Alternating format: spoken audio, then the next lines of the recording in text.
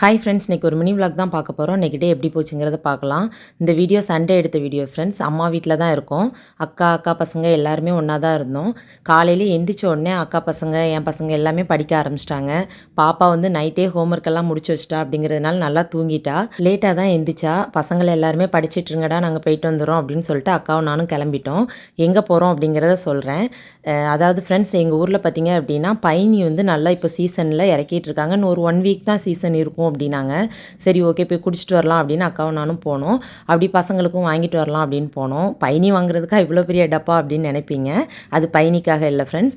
அதாவது கூப்பைனி அப்படின்னு கேள்விப்பட்டிருப்பீங்க. அப்புறம் பானைக்கருப்பட்டி அப்படின்னு கேள்விப்பட்டிருப்பீங்க. கூப்பைனி அப்படின்னா நம்மளுக்கு வந்து அந்த கருப்பட்டி காய்க்கிற பதத்தில் வந்து ஃபஸ்ட்டு பதத்துலேயே அப்படி எடுத்துருவாங்க. அது கொஞ்சம் லிக்யூடாக இருக்கும். பானைக்கருப்பட்டி அப்படிங்கிறது வந்து கருப்பட்டிக்கும் கூப்பைனிக்கும் சென்டராக இருக்க பதம். அது வந்து கொஞ்சம் கட்டித்தன்மையும் கொஞ்சம் குழுகுழுப்பாக அப்படி இருக்கும். இப்போ நாங்கள் கொண்டு போகிறது பார்த்திங்க அப்படின்னா பானைக்கருப்பட்டி வாங்குறதுக்கு தான். அதில் வந்து சுக்கு, ஏலக்காய், பொரிகள் எல்லாம் போட்டு குழந்தைங்களுக்கு கொடுத்தா ஹெல்த்தும் கூட டேஸ்ட்டும் நல்லாயிருக்கும்.